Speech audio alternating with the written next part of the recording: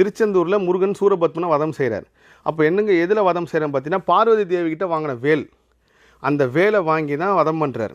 அப்போது முருகன் அந்த கையில் அந்த வேல் வந்து சூரனை வதம் பண்ணுறதுக்கு அமைச்சார்ல, அது சூரனை வதம் பண்ணி ஸ்ட்ரைட்டு திருச்செந்தூர்லேருந்து பயணம் பண்ணி அந்த கடல் வழியாக வந்து அங்கே நடுவில் இருக்கிற ஒரு மலையை பொழந்து நேராக வந்து உளுந்த இடம் தான் இந்த மண்டூர் கந்தசாமி கோவில். நேராக வந்து வேல் இங்கே குத்தி இங்கே இருந்திருக்கு.